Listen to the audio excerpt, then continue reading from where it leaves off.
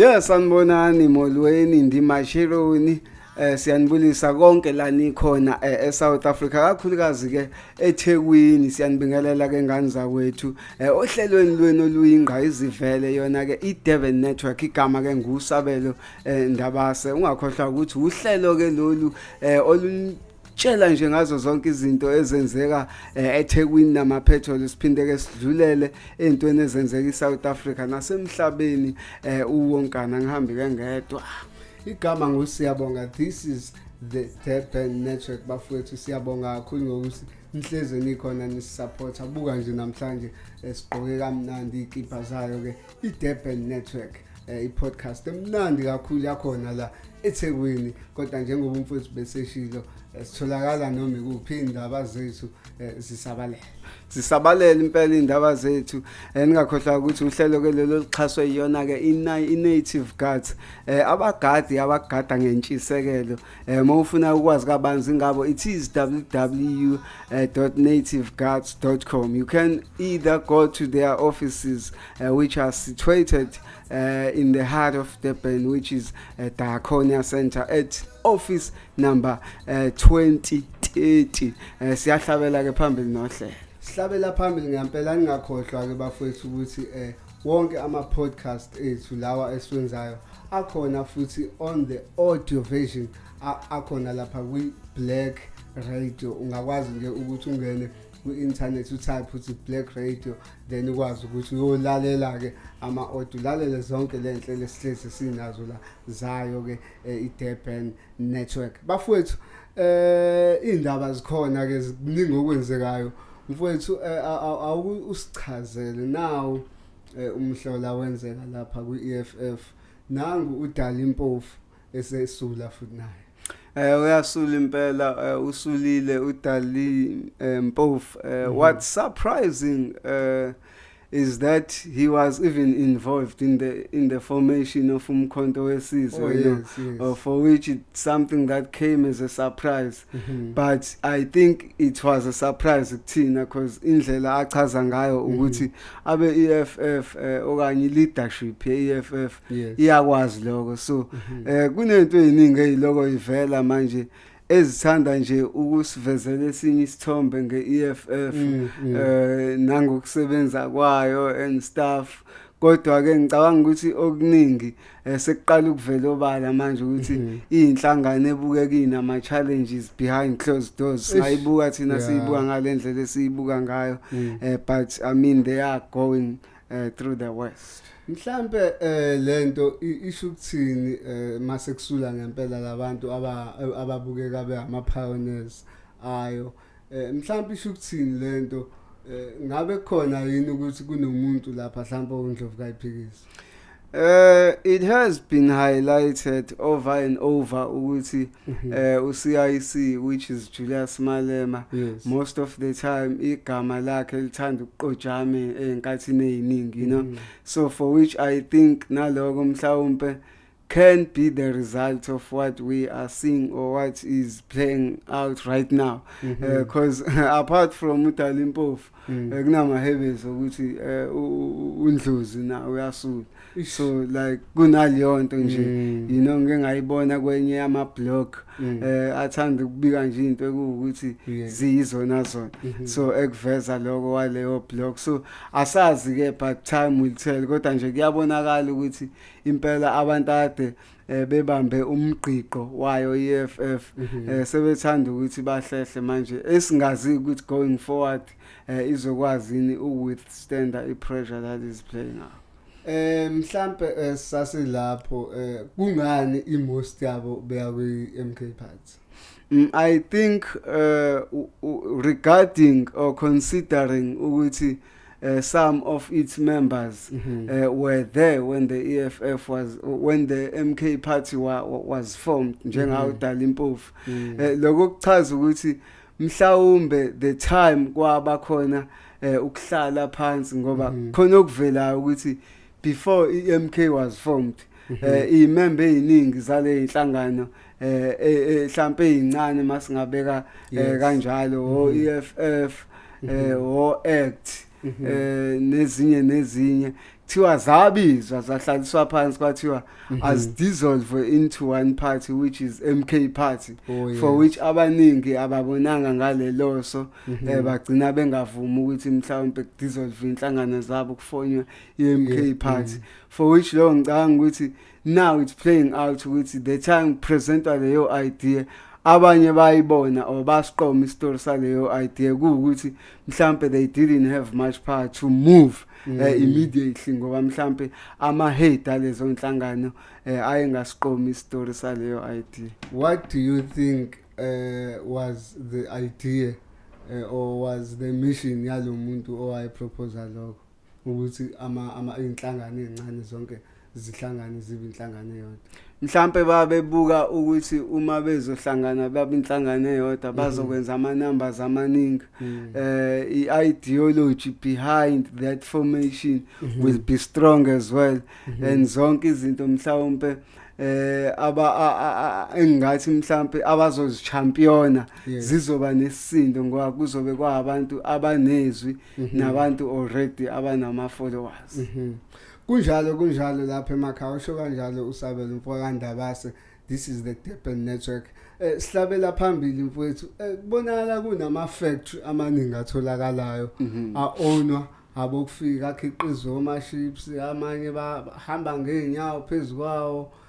Sike sabona khona omunye ngikhohlwa igama lakhe man okade ebadlisa wona lama-ships urana emisho yase-TV. Ithini lento? We see these factories and ngendlela makuthi kuyabhekwa kuyabonakala ukuthi awekho recognized by mhlambe inhlaka za-government ezidlula kuhle. One thing that we need to understand with regards to the Pakistans and other nationalities abathanda ukuvula ama-tuck shop in particular ba abantu abathanda kakhulu ukudayisa izinto ngeprice ephansi. Yazi ukuthi uma udayisa izinto ngeprice ephansi obviously kumele uthole futhi nama-supplier ekuwukuthi ashibhile okanye azomelana nokuthi uqhubeke ngale price yakho ephansi. So lapho kugcina sekwenziwani kucompromisewa equality yaloko kudla okusuke kuconsumer okanye kupurchasewa ngaleso sikhathi. So ngicabanga ukuthi yenye challenge esiyibuka playing out whereby umuntu egijimela izinto ezishibhile azegcine secompromise ihealth yabantu abathenga esitolo sakhe. Do you think labantu abenza lama-ships abarana lama-factories mhlambe do they go to school or mhlambe into abayifunda along the way? I think we've seen it so many times ukuthi eAfrica akudingeki abantu bazi babe nesikole ukuze benze izinto, you know, for which I think it's affects in a long run about ukuthi umuntu i-production yakhe ayisabi ngendlela ngoba akayanga esikoleni, you know. Yes, there is food poisoning happening around, but we should also consider ukuthi abantu asebevula lama factories okanye lama production houses enzekayo manje wokudla abantu abangenayo isipiliyoni esiphelele.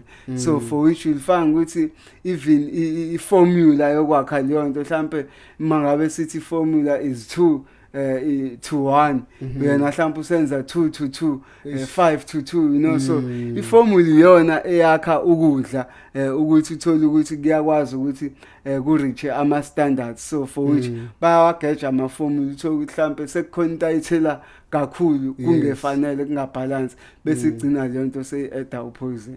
Kunjalo mfowethu kunendoda ebanjiwe nezibhamu eziwu-13 kulezo zibhamu bekhona ama-AK47 awu-8 kuzoba i-R4 ne-R1 bese kuzoba ezinye-ke izibhamu-ke eziwu-5 ezincane ama-shotguns. Isho ukuthini le nto bezifake evenini wangayifihla nokuyifihla phakathi evenini wavala nje ngoseyili. Isho ukuthini le nto kunomuntu ngempela ophethe ibhamu ezingozi kangaka ekutholakala ukuthi akumele ngabe zisezandleni zakhe azina license andayena. Isho ukuthini le nto ngokuba sengozeni kwethu through the gun violence? Kuyabonisa ukuthi impi ephathelene nezibhamu isazoqhubeka eSouth Africa because there are so many weapons ezikubantu ngokungafanele ezingekho emthethweni okwanye nalabo bantu othola ukuthi abekho ngisho sesimweni sokuthi bangaba nezibhamu, you know, because this bomb it's something else. But again we should look to a fact that over so many years abantu babe ne freedom eningi kakhulu yokumova nezibhamu around, so sekugcine kwenza ukuthi vele bakubone kungalona icala ukumova nezibhamu because sebekwenze isikhathi eside. It is only now la sibona khona umthetho usuqala ureact, for which I feel it's too late, but hopefully makuhamba isikhathi beqhubha ngalendlela abenza ngayo mhlambe one day khona ushintsho esiyolibona. Bese sizibuza ukuthi uzithwele zingaka evenini uzisaphi. I-question ke iba ile ukuthi ziyapi, kodwa siyazi ukuthi eSouth Africa kunama haste enzekayo, you know, almost every week kune haste ozoyifica, for which ibhamu ezinkulu main zivama ukusetshenziswa kuona ama haste. So we can assume ukuthi mhlambe lo umuntu oyimember mhlambe yabantu abenza ama haste, because asingakhohle ukuthi ibhamu ziyaqashisa. You find abantu who want to go and do a haste, utho mhlambe isibhamu kasinye bazobe besiqasha nge1000. So if ibhamu ezu10 then 10,000 down, so uma beqeda umsebenzi bayazibuyisa lezo bhamu. So there are people, a lot of them in South Africa, even I mean white people abaqashisa ngeibhamu kuyogangwa ngazo benza ibusiness ngako kuyiharisa out.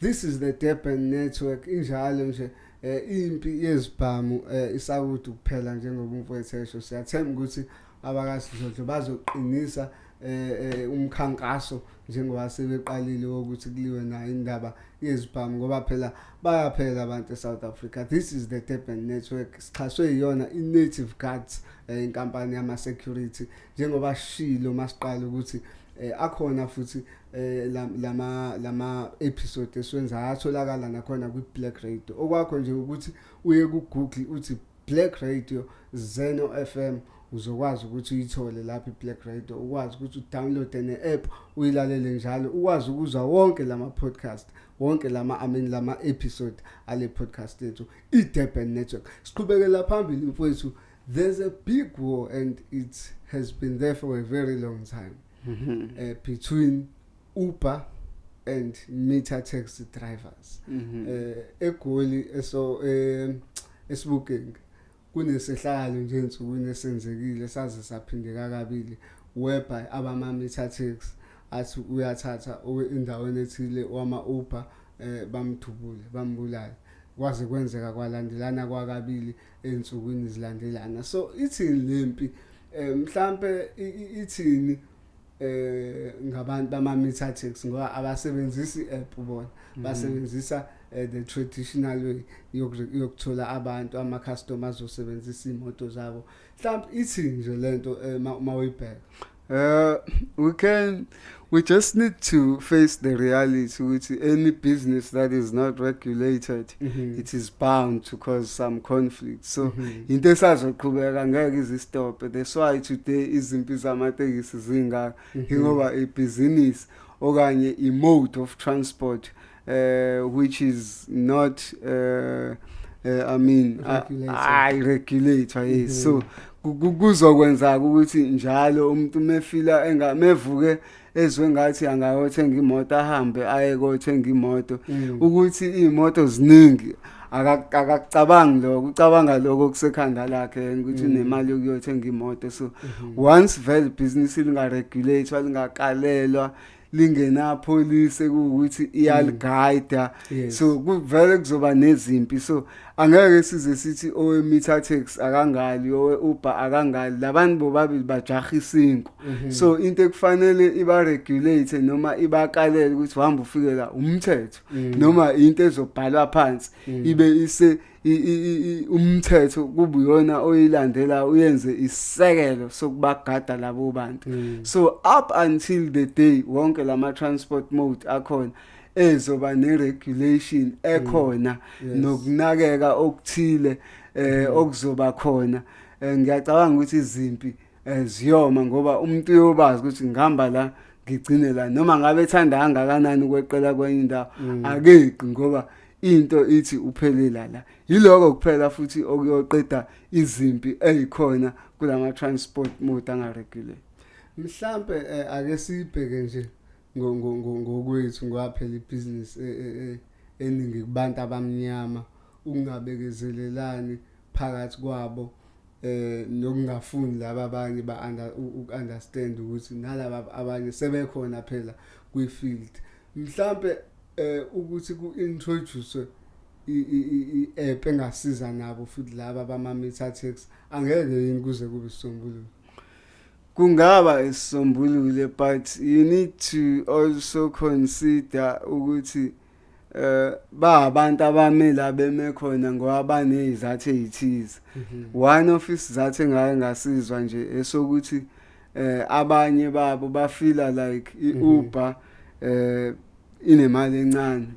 iUber inama regulations ukuthi angeke uzucharge umuntu imali engaka, imali igcina la, for which kuma meter tax umuntu ukubheka emehlweni sometimes, you know, akucharge leyo mali akucharge yona, for which kuyoba nzima ukuthi bawele ngala mhlawumbe ngoba umuthi uyabheka kumele ngabe ibona abantu bokuqala abaya Uber ngoba iUber yayingavimbele umuntu yayizivulile izandla. Even to this days isazivulele for anybody izandla, you know, but abayanga because they felt like somehow imali yaka Uber incane whereas they are making more with their cars. So how long will it take for this war ukuthi iphele ku-operate kahle ngokuhloniphana mawubheka? Angeke iziphele as long as bobabili besasukela isinkwa, ngeke iziphele. But uhulumeni yena kuphela ongayiqeda ngokuthi abuke isimo salabantu, abuke ukuhluka kwebusiness, abuke nokuthi omunye umuphi bese ebeka into eyodwa ukuthi this is how we're going to work. Ozokweqa la nayi into azoyifacea. So iyona kuphela indlela engasebenza. Yonke indawo obona engathi inokuthula, it because peace is being enforced. Abantu ababi nokuthula abazenzeli bona ukuthula. Kufanele ukuthula kulethwe ngenkani ebantwini ukuze kube khona kunjalo bafowethu. Siphethe nano over nangu mangabe nje bekuhlupha lapha ekhaya uthinta native cards kona www.nativecards.com. I-email yawo it's info@nativecards.com. Mfowethu igameko zibuya zama peace bull adla abantu. Nangu nje umunye usomabhizinisi eCape Town impela odumile kuthiwa uvele wadliwa izinja zakhe, ubekhapha umuntu obemvakashele wamkhipha endlini, memkhipha endlini emkhipha egatini, wabuya ke yena usebuyele endlini, lezi nja zakhe awu zakhwela phezulu kwakhe zambulala. Kanti kunesinye isigameko nje esike savela nje khona ensukwini sengane futhi ebulawa ama peace bull. Ithi lento abantu mhlambe abezwa ngani kade beyalwa ngalezi nje. I've heard the story silensizwa soma business ukuthi impela ibikhapha umngani wayo yathi la ivala khona nje igate zazi ithelekela, you know. Abantu should understand yashiwo lento nayo sekuqaleni asi emphasize nje ukuthi i-breed le akuyona uhlobo lwenja ephilayo noma exista or yemvelo, but it's a breed of different animals. Zafakwa ndawonye zahlanganiswa kwase kuphuma i-pitbull.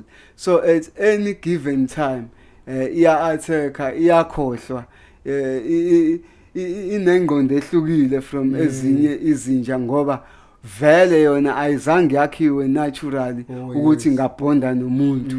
Ukubonda kwayo nomuntu into yesikhashana ongeke uzuyazi ukuthi ingajika nini because it's something else. So ngiyacabanga ukuthi azisoze zaphela igameko noma izehlakalo zama pitbull abulala abantu considering ukuthi i-breed nje eyakhiwa for ukuthi vele ijuqe la kufanele ijuqe khona. Mhlawumbe ikhona yini irole engadlala ugovernment ekusizeni lento mhlawumbe when you speak of the gun violence we always say uhulumeni kumele ahamba ayothatha izibhamu ezisebantwini ngokungekho emthethweni by force. Mhlawumbe can the same thing be applied la ukuthi abantu abanama pitbull bayophucwa wona ngabe kusa under ama parameters elolo.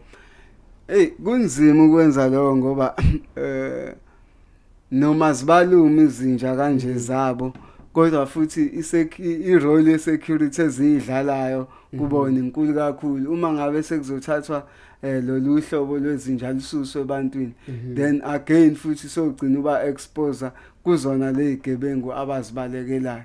So kunzima ngempela ukuthi ubaphuce but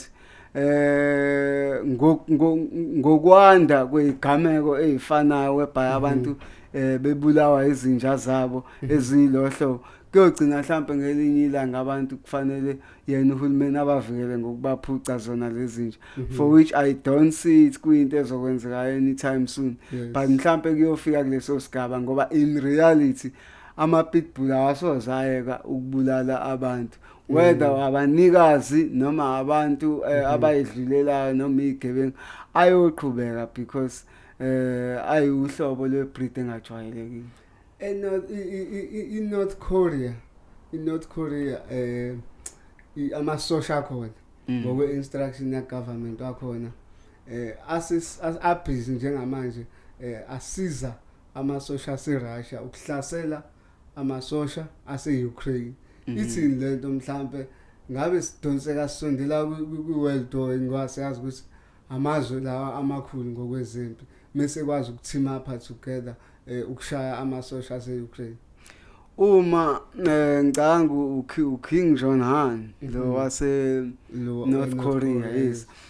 I think he's playing his part of being an ally with the Russians. Remember abantu abakwi-BRICS labo nathi South Africa sikuyona i-BRICS ngaphandle ke kwe-BRICS kuphinde kube nezivumelwano nje ezithize eziphakathi kwe-North Korea nayo iRussia kakhulu izivumelwano ezithinta ezezimpi.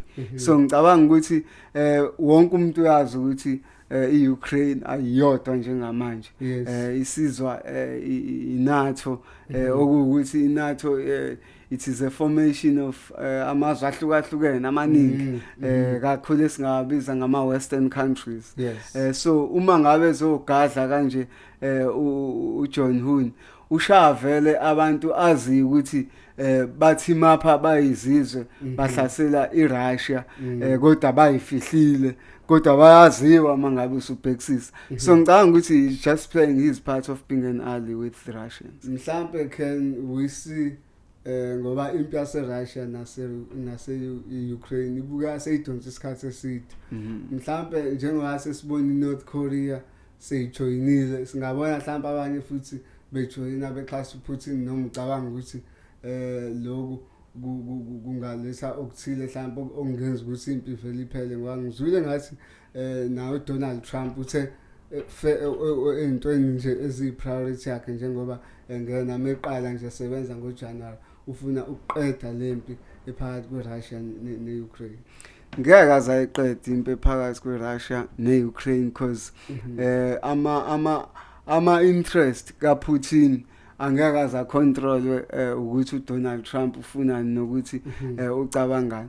Umuntu washiya izwe laseMelika eliqhathe nezizwe eziningi ufuna mhlawumbe futhi mhlawumbe ufuna ukuredeema isithunzi sakho kanye ajike lezo inqumo ezinyaye kade ezithathile asazi but osekwenzeka njengamanje akukho angakushintsha ngoba abantu akhuluma ngabo right now kakhulu iRussia for which ama enemies we-USA right now futhi iRussia iaware kabi ukuthi konke okwenzeka kuyona okubuye eUkraine kuusizo olubuya kwiNATO nasemazweni ekuwukuthi ayinhlanganisela yeNATO of which iUSA number 1 wabo.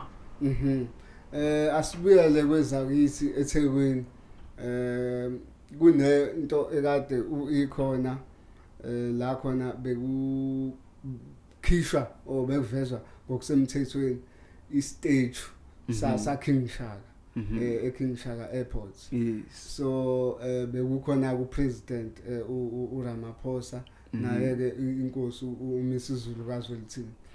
Kube nentombazane lapha ebonakale igijima ye stage ijahu yobamba uMisuzulu igcina iboshwa. Mhlawumbe leyo nto ithina abantu ngabe sebelahla isiko lokuhlonipha isilo to the extent ukuthi baze bakwazi ukuyongena endaweni abazi kahle ukuthi abavumelekile lokho kuzodiculela phansi isithunzi saZulu. Into yale ntombazane iyathusa ayikholakali futhi ngoba kunesikhathi la beyibamba khona ugcina ubona ngathi intombazane namademoni or something. So ugcina unga-understand ukuthi umuntu oyenze le nto intentional noma umuntu oyenziswe imoya mhlawumbe ethize, but akufanele sikhohle ukuthi abantu are very manipulative. Ungathola ukuthi ekugcineni mhlawumbe angazenza umuntu ongathi unenkinga spiritual ngoba mhlawumbe sebalekela ukuthi mhlawumbe angagcine eboshwa for isenzo asenzile, but it was very embarrassing ukubona umuntu enza lokakwenzile because isilo we know ukuthi izitha ziningi. So kufanele sivikeleke entweni ezithize so akukho wrong abakwenzile because ngibone nabanye bethi why kufanele intombazane ivinjwe ngoba ayinabo ubungozi obungako beyifunela nje ukuthi ifike eduze kwesilo mhlawumbe ngabe igrantiwe lelo lungelo lokufika eduze kwesilo, but having to consider ukuthi naso isafety yaso kufanele ibhekeleleke. So kwagcine kwenza ukuthi ivinjwe kodwa nje akubanga isithombe esihle noma singazi izathu ezithize ezenza ukuthi le ntombazane yenze kanje. We don't know whether it was a spiritual factor or mhlawumbe umuntu nje obenothando lokuthi afike kwisilo njenganomuntu okuwukuthi uyena ongamele isizwe sakaZulu. On the bright side of it, istage usibekiwe si representa inkosi enkulu yakaZulu. Singena ku festive manje kungekudala abantu bayaqala bayavakasha babethuthelekana beza la eThekwini. Mhlambe ucabanga ukuthi iTheku lisezingeni right for hosta ama visitors ango December? I think istage lesiyasodwa nje it is going to draw a lot of people. So kuyenza KZN noma iDurban namaphethelo nje ikwazi ukuqhubeka ilokidlondlobala in terms of ukuvakashelwa. I think that was a great initiative, having to consider ukuthi izinto zakwaZulu noma izinto zabantu base-Africa isikhathi la kufanele iqhakambiswe khona. Ngicabanga ukuthi King Shaka Airport isebalazwe nenye ama airports asezingeni.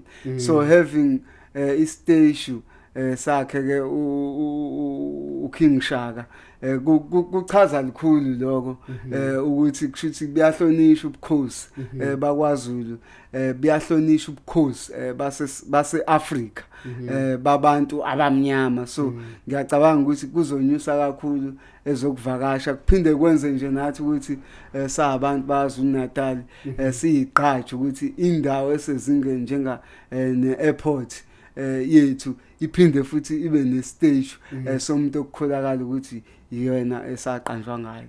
Kunjalo mfowethu, siyivala kanjalo ke i-episode yayo ke iDurban Network. Bafowethu siyabonga kakhulu ngokuthi nihlezi ninathi. You guys share ama videos wethu and sikhona lapha ku TikTok, sikhona ku Facebook, sikhona ku YouTube. It's Durban Network. It is Durban Network. Just go on our TikTok, go on our Facebook, uye nalapha ku YouTube, ni subscribe engane zakwethu, ni like, ni share. Siyacela nje ukuthi nisize nathi while we're trying to grow our accounts from all our social platforms. Sesihamba ke nje sithi phela nganso. Wole.